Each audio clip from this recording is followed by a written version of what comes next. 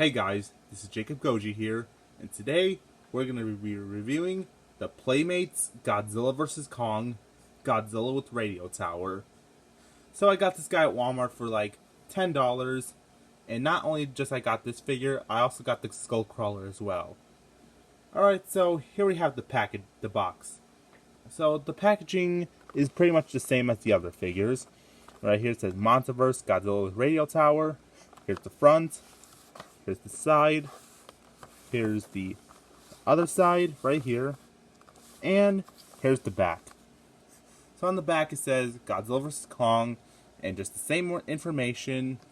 And then right here it's just the same information. And if you see here it says harness the awesome power of Godzilla's thunderous roars and devastating tail swipe as the king of the monsters battles Kong to settle an ancient rivalry. So yeah, it's basically just the same thing. And right here, here's the ones you can collect. Right here you can get Godzilla with Heat Ray, Kong with Fighter Jet, Skullcrawler, Warbat, and Kong with Battle Axe. And then on the bottom of the box, just the same thing as the Heat Ray version. So, alright, yep. Okay, got the tape. Now let's get this guy out of the box. Now that we have him out of the box, let's take a look at his detail. So if you see here, the sculpt is basically the same thing as the Heat Ray version, but except with different colors. Like for example, this guy's like painted like a bluish gray. So, and then here we have the paint job. So starting off with the face, so you can see the eyes are painted a yellow orange, and then the teeth pretty much has the same paint job as the Heat Ray version. But I still think the paint job on the face could have been better. Yeah, but it's no big deal. And right here we do see some detail, like we do see some like we do see like a grayish brown right here, and mostly right here. So this guy's painted like a bluish gray with a little bit of a tannish gray color. And then here we have the chest. Yeah, so like just nothing that much. And then down to the legs. So like the legs are like in the same position as the Heat Ray version, and then the toenails are painted a dark brown, just like the Heat Ray. And right here we have the dorsal plates. Now I think the paint job on the dorsal plates are pretty good. Yeah, I think I like these dorsal plates more than probably the Heat Ray version, but I changed my mind. I think I like the paint job on the Heat Ray version more, with the dorsal plates at least, than this guy right here. So, like, the difference is that the dorsal plates are not really translucent. I mean, it's just a little bit of blue right there. And here we have the tail. So, like, the blue just starts right here, and it just fades away. Yeah, it's kind of hard to see because it's pretty much a bluish gray, and mostly the tail. So, the overall sculpt is pretty much the same thing as the Heat Ray version, and the overall paint and detail is actually pretty good. Now we're going to move on to articulation. So, the head is on a swivel, but you can't move it too much, just like the Heat Ray version. The jaw is on a hinge. The arms are on swivels. The legs are on swivels as well. And the tail is on a ball joint. So, basically the articulation, same thing, but yeah. So that's all for articulation. Now we're going to go over his accessories. So the first accessory we have is, of course, his battle damage piece right here. So if you look at this battle damage piece, it's the same thing as the other figure, but a different color. And if you look at the chest, same thing. It has all the blood, and you can see his bones in there.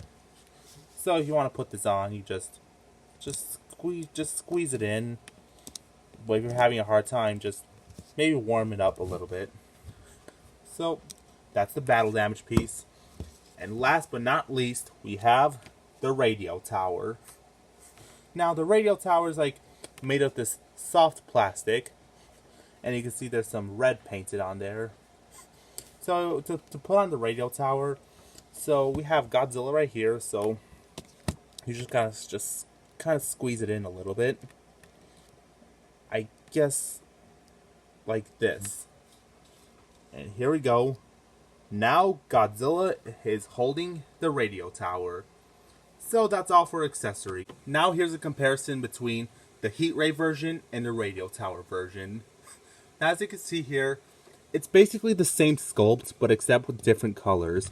Like, for example, the radio tower Godzilla is painted a bluish gray, while the heat ray version is painted a charcoal black, with pretty much a gray dry brushing. So, I don't know, which one do you guys like better? The radio tower version or the heat ray version? Honestly, in my opinion, I think I like the radio tower version more because it's mainly because I kind of prefer the color scheme on it more. And then for this one, I do like this one too, but I mean, I actually like the gray dry brushing too. And then we have like the dorsal plates. I mean, the paint job on the dorsal plates actually look nice. So I do prefer the paint job on the heat ray version's dorsal plates more than this guy. So overall, the figure I like better is probably the radio tower version. Now here's the other figures compared next to the Kong with battle axe and Skullcrawler with hollow earth anti-gravity vehicle. So if you can see here, you can see that Godzilla is still a little bit taller than Kong. Yep, and then we have the Skullcrawler right there, if you guys don't know. Well, if you don't know, I think I'll review the Skullcrawler soon. So, and overall, they actually go perfect together. So, these are like all the Titans that are going to be in Godzilla vs. Kong. We have Godzilla, Kong, and Skullcrawler. But we're still missing one more Titan, and that is Warbat. Well, Warbat hasn't come out yet, but he'll hopefully come out soon, along with the Kong with fighter jet. So that's all for size comparison. So overall, my thoughts on this figure. I think this figure's pretty good. I mean, the sculpt is pretty much the same, but I think I like the paint job on this guy more than the heat ray version. But I mean, the heat ray version, I do prefer the translucent dorsal plates more than this guy. But it's dorsal plates, but I mean, look, I mean, it's a different variant though. But the articulation is still kind of lacking for some reason, but I understand because this is a kid's toy, but I mean, and his accessories are pretty cool. So overall, I think it's a pretty good figure, and I recommend you guys picking this guy up at your local Walmart or for like $9. So yeah, guys, hope you enjoyed this review. Please remember to like, comment, subscribe, and I'll see you next time.